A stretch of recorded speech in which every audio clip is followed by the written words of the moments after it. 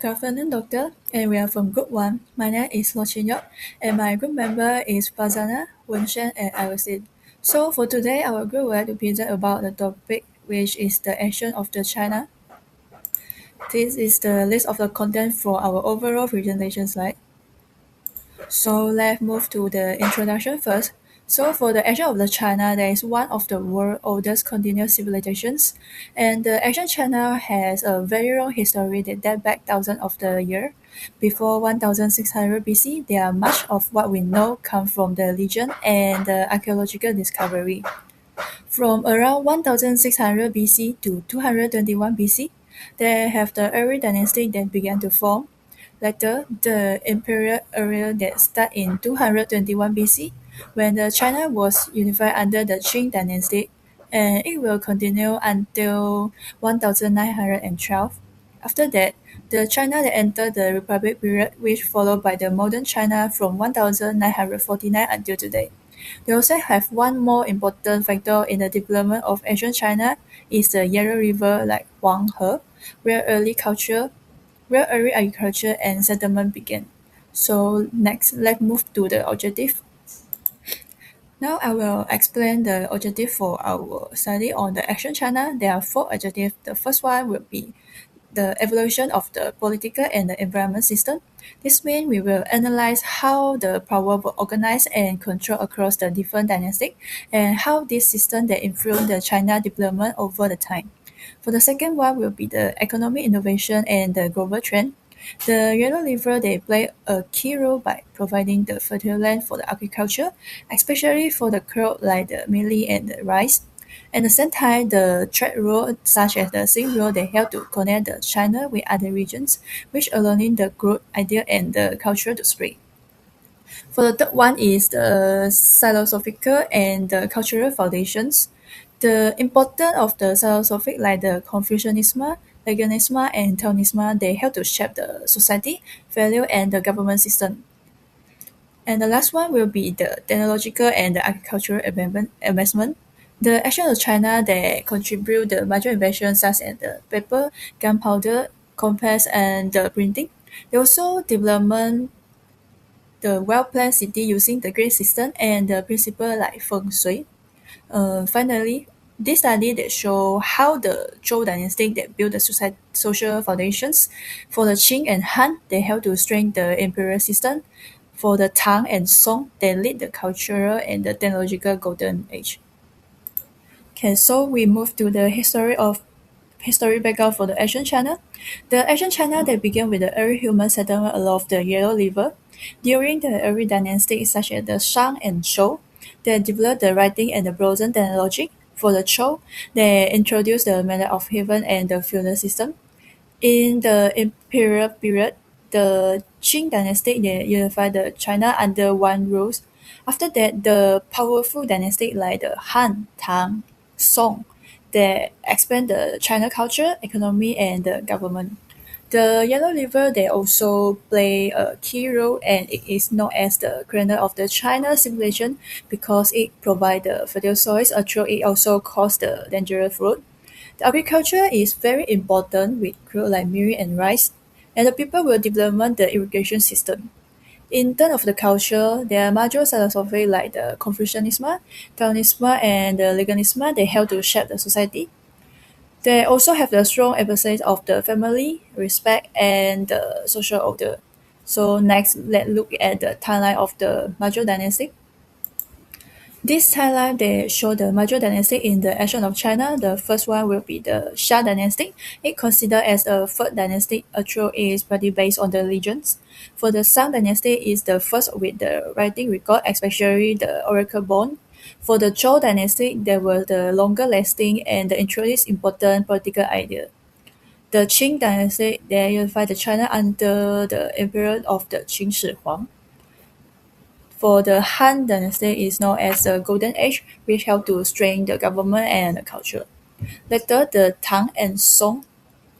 The Tang dynasty is a period of the cultural prosperity. For the Song is known for the economic growth and the technological innovations. Now I will explain the key institutions and the achievement of this dynasty. Okay, let's starting with the Zhou dynasty. The development of feudal system where the land was given to noble in exchange for loyalty. They also promote the cultural education and early government system. Next, the Qing dynasty they create a centralized government. They use the legalism which had strict the law and the punishment and build the major project like the Great Wall and the road for defense and the communications.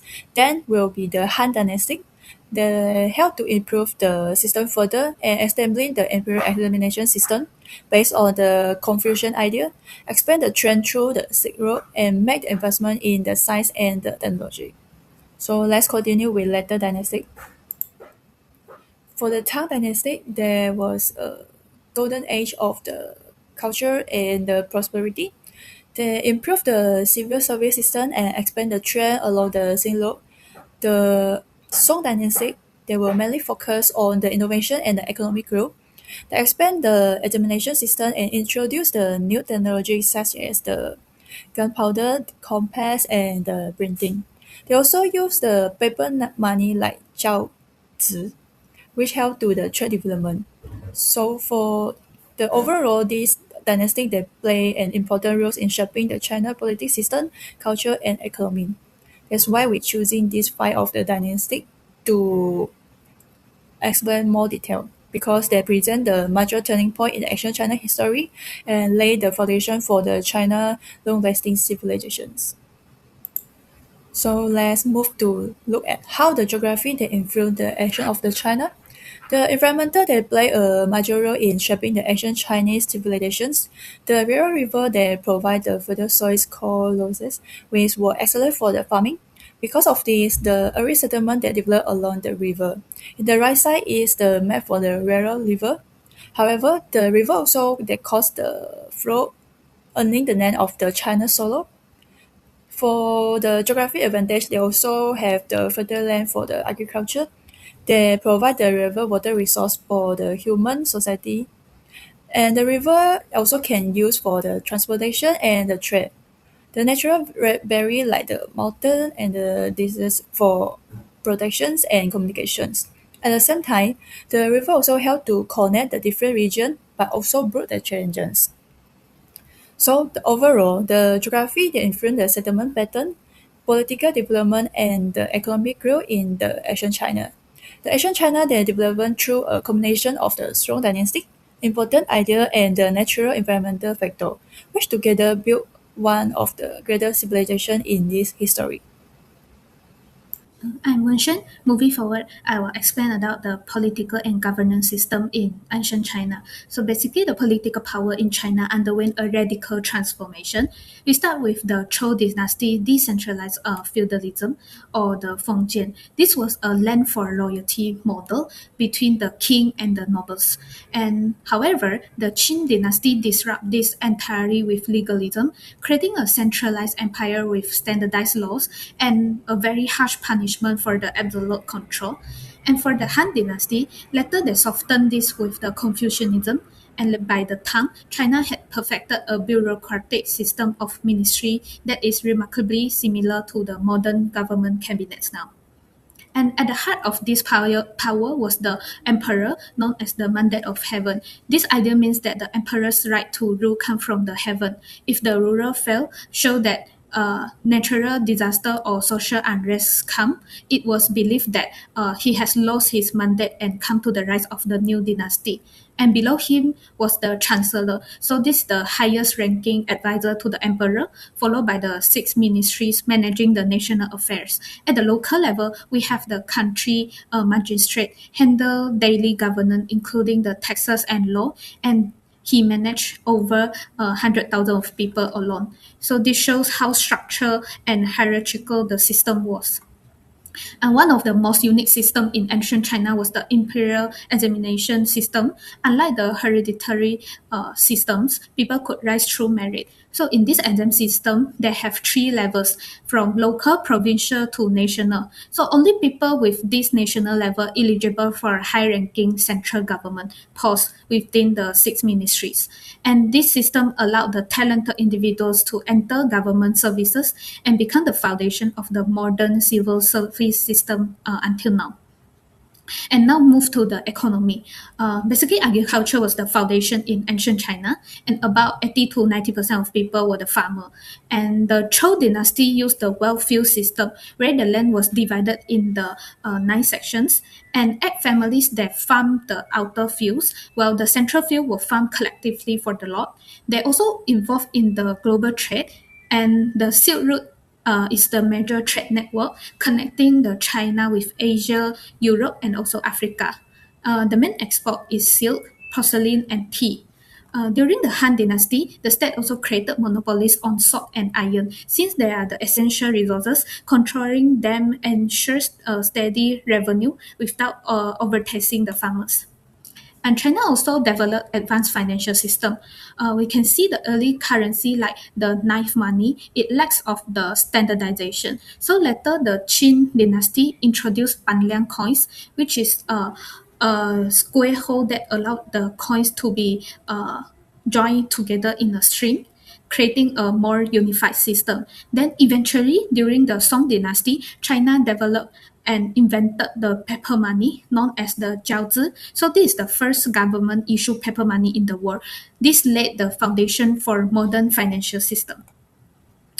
So we can see how this political and economic system that influence today's world.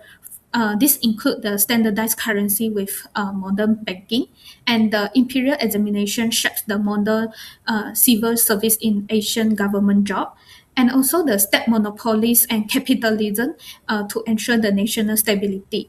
So the ancient China helped shape how governments and economies function globally. And now let's look at the philosophical foundation and concept. The concept of Sanchai represents the relationship between the heaven, which is the cosmic order, the earth, which is the physical environment, and also the human, which is the mediator between heaven and earth. So humans play a very important role in maintaining this two balance. If human govern morally, harmony is achieved. If not, they believe that imbalance leads to the disaster. So this idea connects the politics, nature, and human behavior into one system. And there are three core philosophies in ancient China. First is Confucianism. It focuses on morality, family, and social order. Second is Taoism. It emphasizes the harmony with nature and balance. And the third one is legalism. It follows on strict laws and also the control. So each philosophy influences the daily life differently. And one of the notable example is the Great Wall of China. It is ultimate monument of legalism, and it built during the Qin dynasty.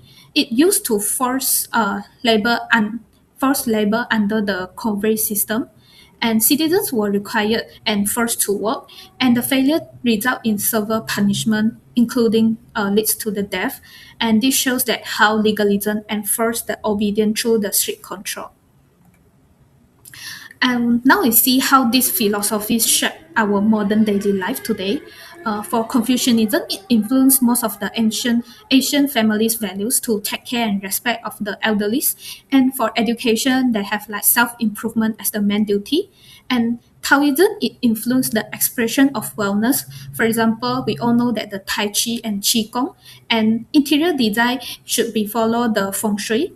And for legalism, it influenced like rules-based system and performance-based rewards and behavior in one family.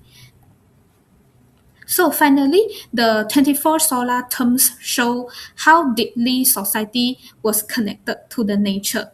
So this solar system not only guided the farming, seasonal changes, and daily life in the past, but even today, the festival of Chinese like Li Chun, which is depositing cash on the specific lucky day, and Tongzhi, which is like eating the glutinous rice ball in Malaysia, also refer to this calendar. So it shows how ancient knowledge still shape the modern behavior. Hello everyone, my name is Augustine. Here we will be exploring the foundation of the ancient China, starting with its social system. This society was deeply shaped by Confucianism, which created a strict hierarchy, like known as the Four Occupations. The highest ranking were the Shi, the scholar officials who ran the government. Next were the nong, or farmers, who were highly respected for feeding the empire. Below them were the gong, the skilled artisans, and finally at the bottom were the shang, or the merchant, who held the lower status because they profited off others' good rather than producing their own. These social structures evolved across dynasties. For example, the Zhou dynasty relied on a hereditary feudal aristocracy where birth dictated your rank, and then the Qin dynasty drastically shifted to a centralized bureaucracy, suppressing Confucianism in favor of strict legalism. The Han dynasty brought back Confucianism as the state ideology, introducing scholar officials that selected through exam. Then the Tang dynasty mixed this exam system with powerful aristocratic clans, but it was the Song dynasty that saw the highest social mobility in Chinese history, where he opened up the civil service exam to almost all the commoner males. Remarkably, this ancient system still influences modern East Asian society today. We still see the legacy of the four occupations, for such as the civil servants and academics are highly respected, while the status of the business people has become more complex. Core Confucian values like filial piety remain deeply rooted, but today, instead of imperial civil service exam, we see extreme pressure to excel in modern tests like the Gaokao, the high test, to achieve the social mobility, proving that the ancient social system didn't disappear, it simply evolved. Moving to religion, ancient Chinese spirituality shifted dramatically over time. Early on, the Shang dynasty focused on animism and a supreme deity known as Sangdi, the god. And then the Zhou dynasty shifted to the concept of Tian, or heaven, as a moral force, giving rise to Confucianism and Taoism. The Qin dynasty strictly suppressed the philosophical diversity in favor of state-controlled legalism. However, the Han dynasty reversed this, integrating Confucianism, early Taoism, and eventually welcoming Buddhism via the Silk Road. These evolving beliefs manifested in deeply rooted everyday ritual. Early rulers used oracle bonds for divinations to communicate with the spiritual world. Ancestor worship was the absolute cornerstone of the society itself, with families maintaining shrines to honor past generations, their ancestor, and then coming to the mandate of heaven dictated that an emperor ruled by divine right, but only if he governed justly. Finally, burial customs were incredibly elaborated, as the afterlife was viewed as an extension of the physical world, a belief best seen in the massive terracotta army. Next, let's look at the origin of the first writing system developed during the Song dynasty. This is the first known form of Chinese writing where originally these early characters were carved directly onto the oracle bonds for rituals. However, this system eventually grew to become the ultimate tool that unified communication for both government administration and the trade across the entire empire. Underpinning all of this culture was the Chinese writing system, one of the oldest in the world. Crucially, it is a logography system, meaning character represent concept, not sounds. This gives ancient China a massive advantage. Even if people across the empire couldn't understand each other's spoken dialects, they could read the exact same text. The written word was the ultimate unifying force of the empire. To trace its evolution, it began in the Song dynasty, with character carved into the oracle bonds. A monumental turning point came in the Qin dynasty when Emperor Qin Shi Huang standardized the script letter. And later during the Han and Tang dynasty, the brilliant invention of paper and woodblock printing exploded the accessibility of text. Ultimately, the literacy became the foundation of the empire as mastering classical text was strictly required to pass the civil service exam and to join the powerful scholar official class. The cultural expression. In ancient China, art was never just for decoration. It was a direct reflection of cosmic order and personal moral character, as this civilization reflects its deepest value through the four main pillars: the calligraphy, crafts, poetry, and the profound of the symbolism that govern their daily lives. In ancient China, art reflected cosmic order and moral characters. Calligraphy and the landscape painting were considered the supreme visual arts, believed to reveal a person's vital life energy, or the qi, and using the four treasures of the study, like the brush, ink, paper, and inkstone, Artists integrated poetic calligraphy directly into their painting to blend art with philosophy, as you can see in the landscape painting, the Sanshui. This mastery extended to physical crafts. Bronze was strictly regulated for ritual verses, symbolizing step power, and it also often featuring the mythical Tao Tie motif. During the Han Dynasty, jade represented immortality and moral integrity, with elites even buried in full jade suits, and later comes to the ceramic and porcelain, where it reached their peaks, becoming massive global exports. During the Tang and Song dynasty, composing poetry was a mandatory requirement for the imperial civil service exams, dictating a scholar's political career themselves. Since emperor controlled official histories, scholars like Li Bai and Tu Fu used poetry to document social struggles and subtle critique to the government. At the core of these expressions is the Tao's concept of the yin and yang, the balance between of the opposites. This dictated imperial symbolism. For example, the five-clawed dragon, the dragon long, represented ultimate yang energy and the emperor, while the phoenix, the Fenghuang, represented yin energy and the empress. Even colors were regulated with yellow strictly reserved for the emperor. The urban planning and building typology of the ancient China cities were not built randomly. They were physical maps of political control. This is perfectly illustrated by the Wangcheng or the ruler cities diagram. The city is structured as a rigid orthogonal grid starting with massive outer walls that enclose strictly regulated, and more coming in is the residential, the market, the wards area, and moving more inwards, the spaces become more restricted until you reach the absolute center where the palace city at. Placing the emperor or the palace city at the very heart of the grid reflected his status as the son of heaven and the ultimate axis of power for the entire empire. This obsession with cosmic order translated directly into macro-urbanism. The capital cities like Chang'an were not built organically. They were built on a rigid and orthogonal grid based on the Wangcheng, the ruler city diagrams. The city was perfectly symmetrical along the north-south axis, with the imperial palace placed at the absolute center to reflect the emperor's status as the son of heaven. And this grid was also an administrative tool for the social control, the zoning itself, dividing the city into wards with strictly enforced nightly curfews. In such planning before laying the grid, in ancient China, the planners used the feng shui, the geomancy, to harmonize architecture with nature, placing mountains to the north for defense and water to the south for agriculture. This logic shaped the Shihoyan or the courtyard houses, as it acted as an introverted micro-city with blank street facing walls for privacy, while the courtyard provided ventilation and assigned room based on the street Confucian hierarchy itself. Ancient China's technology innovation fundamentally shifted global history, and most notably through their four great invention were the catalyst for global changes. The inventions such as the papermaking and printing democratized knowledge, standardizing the civil service exam. Whereas coming to the gunpowder, it was discovered accidentally by the Tao's alchemists who are seeking for immortality, where the gunpowder itself also revolutionized the warfare. And coming to the magnetic compass, originally a feng shui tool, it was later unlocked as a trans-ocean navigation for the navigating system in ancient China. In architecture, ancient China advanced timber construction technique of massive scale was achieved without iron nails.